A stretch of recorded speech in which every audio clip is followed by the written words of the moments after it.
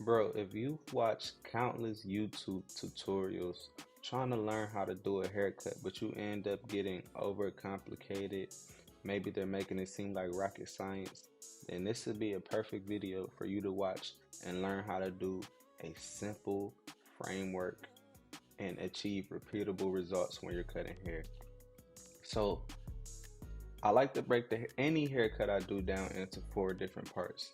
And this first part is basically the prep work.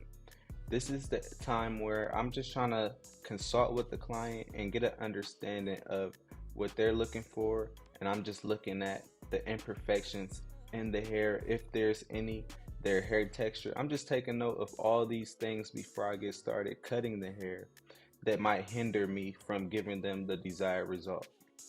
Or I can also notice and give a client a better recommendation on a certain haircut that might fit them. So I don't try to take all day on this part, but I know what I'm looking for. So I know how to start getting my desired result achieved faster. So all we're doing right here is cutting down the hair to the desired length. And this client likes to keep it thicker at the top. We're going to do a drop fade today, a real low fade. So I'm going to show y'all how to do a nice fade with the 2 guard system, but we're taking it down to like a 2 open, I believe.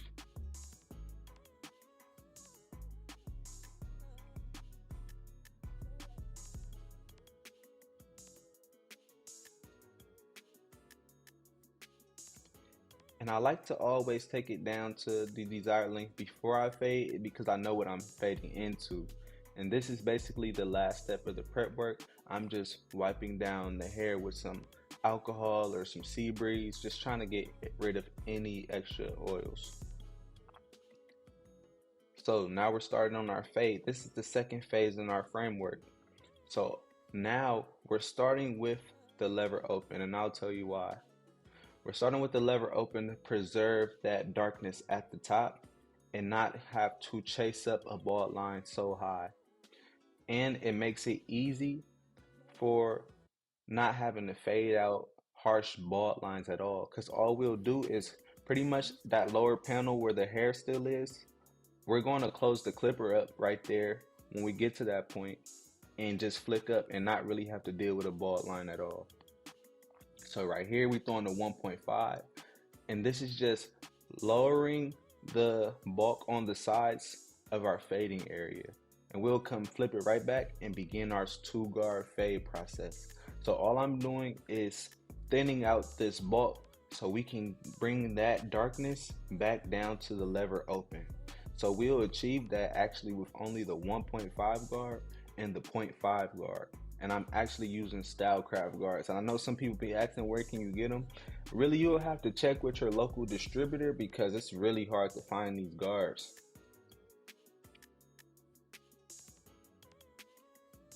But I want you guys to take note of how I'm just gliding the 1.5 through the hair. I'm not in a rush and I'm not trying to flick super fast, because all I'm doing is I'm trying to create that transition. And sometimes when you're moving so fast, you can cause that fade to be choppy. So I'm just gliding it. And as I work my way down the fade, I'm going to close the lever up more and more. I usually just like to go fully open, halfway, then close. And also, I'm using my corners. If you can't tell, I'm kind of angling the clipper because I'm using those front few teeth of the blade. This is because I'm not trying to place any new guidelines in there. Once we place that lever open guideline, I'm just building off that. I'm not trying to keep adding any more additional guidelines. And now we have that 0.5 guard on there. We have it fully open, and we're just trying to keep debulking that darkness down to the lever open.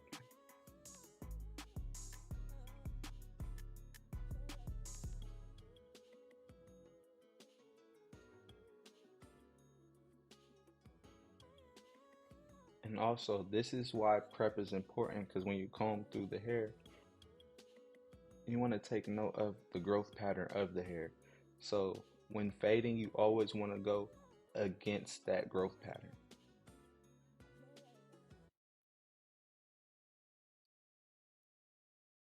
Baby, give me some cash.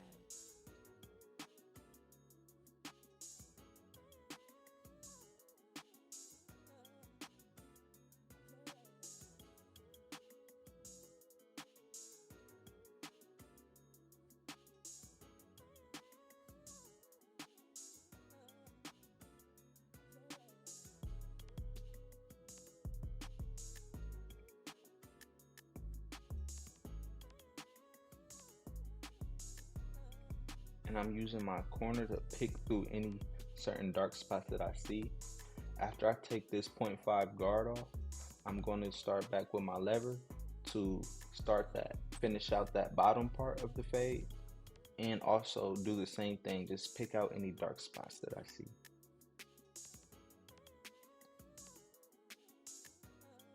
And notice how I keep my guards in my hand. This is just to be more efficient behind the chair. I just sprayed my clipper down with some cool care, but really, once we set our foundation and we start our fade, if we keep our guards in our hand, we really won't have to turn back around until we pick up our trimmers to do the lineup.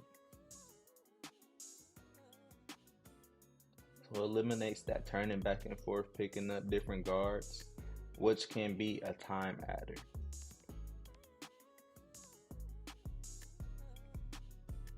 And so we just started fully closed at the very bottom of the panel, and then we open it up halfway. And we're just breezing past the guideline that we kind of had put. We really didn't put a harsh guideline with our clipper close because we kind of placed it and flicked up. And now we're just getting at attacking any dark spots that we might still see.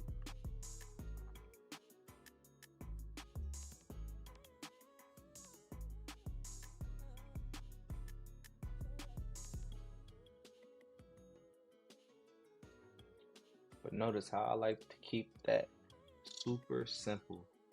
Just 2 guards to achieve that transition.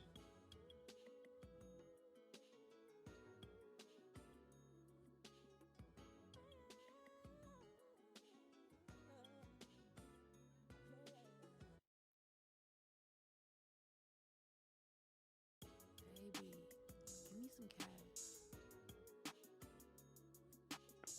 And so on this other side, I'll play it in 2 times speed because I'm doing the exact same thing. You'll be able to see me tie it together. So if you want to, if you want to see it at normal pace, you can just slow this part down to halfway.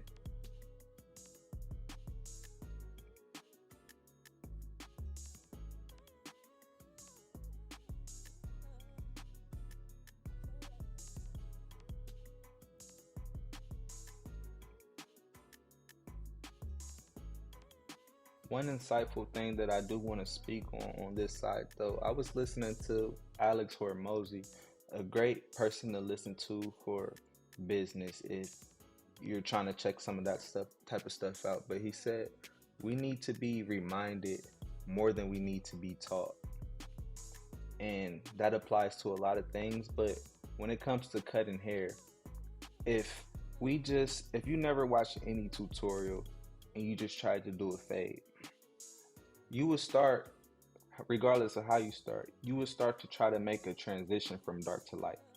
And that's all a fade is. I think sometimes we just overcomplicate it by watching different YouTubers, or, you know,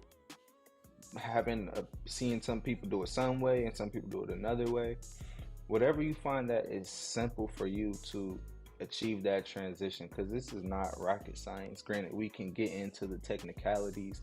I can tell you about head shapes, and I can tell you about the occipital bone and all this stuff, which you will start to pick up on as you get more in depth with this craft. But if you just understand the simple thing and you just reminded the simple way of doing stuff, it's not like you have to stop there. You can always build upon that foundation, but at least you have the foundation set, you know. So All I want to always do with my videos is kind of just remind you guys it's okay to keep it simple. Don't overcomplicate this process because it's more to it than just the haircut. And I know you heard it a million times. You probably heard it in other people's videos than more than just mine. But these the interactions with the clients and just the conversations or the conversations with the other barbers, it's more than just the haircut at the end of the day. So I'm just one I just want to give you a simple, repeatable way of achieving a good haircut.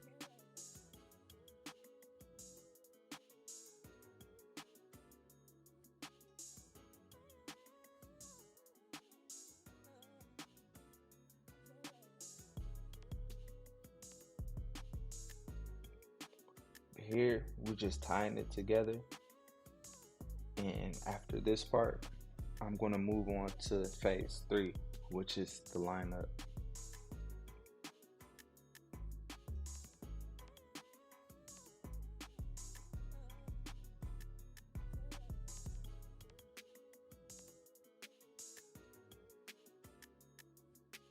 So for the lineup today, I wanted to start in the middle and just walk it to the vertical bars.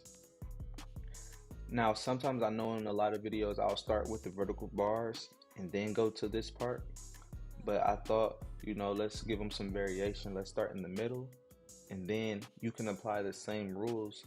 Look at me simply taking my time, and I'm just walking it to that corner. I'm not trying to create a new lineup for him. I'm not trying to give it some cosmetic look. I'm just putting it at the point where it's not too light, but I didn't push him back either. So I'm just going to place my guideline in the middle, and I walked it to the right, and then I'll walk it to the left. I'm not going to overcomplicate it at all.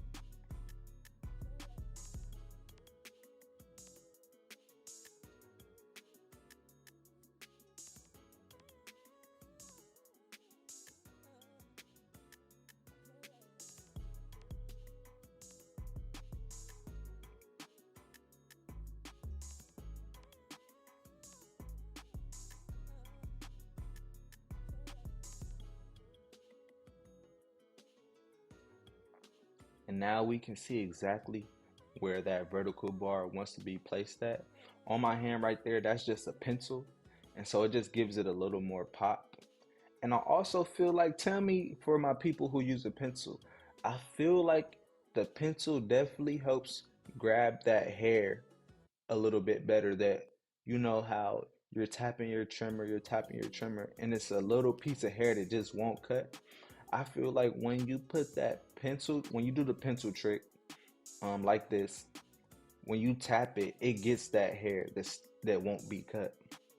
Let me know in the comments if you guys who use the pencil or have been watching the videos and using the pencil trick. Let me know if you guys agree with that statement.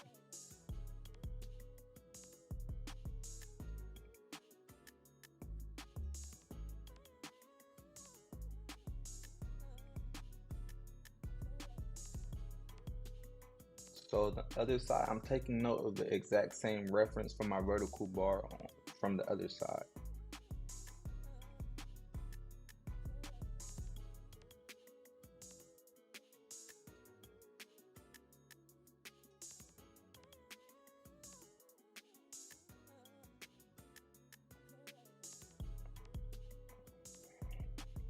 And so that's pretty much a good foundation for the lineup.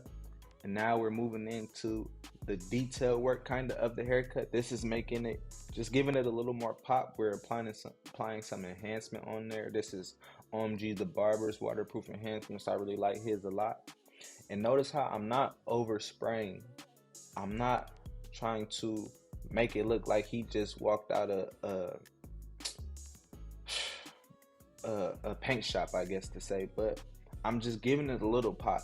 I'm creating a little definition. Like honestly, if he was walk out the shop, someone might not even have noticed that he had enhancements. It's just making those light spots a little more less noticeable.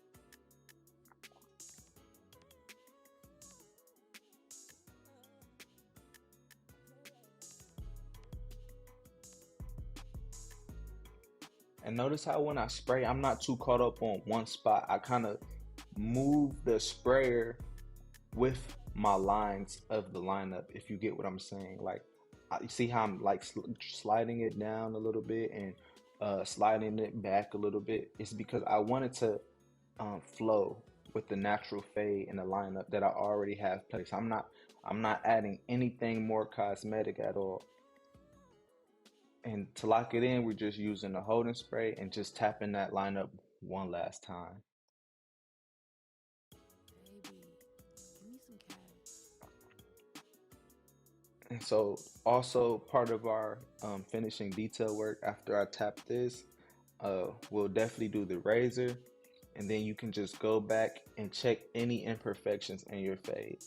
Because at the end, once that lineup is placed on there, that's when you can really take note of anything that might need to be cleaned up. Because trying to sit there in the initial, like in phase 2 and phase 3, when we do our fade and our lineup, everything is not going to be just automatically perfect. But don't get so caught up on it to where your services are becoming an hour and a half, and all that type of stuff. We want to keep it efficient and then come back and do the cleanup work at the end. And that just ties into trusting the process too. Like, if you know your process, you know what doing something, you know what the two guard is going to give you, you know what placing your reference points with your lines is going to give you. Just trust it and just keep going. And then at the end, let's tie it all in together. So right now, that's what I'm doing. I'm applying my razor. And I'm going to just show y'all the finishing product. But if you guys like this video and you like learning simple haircut systems, hit the subscribe button. Leave a comment below if you have any feedback. Also, check the description because I do leave the links to any tools and products that you might have seen. If you want to get that sprayer, it's relatively cheap off Amazon. So I'll catch y'all in the next one, and I appreciate y'all for tuning in to another video.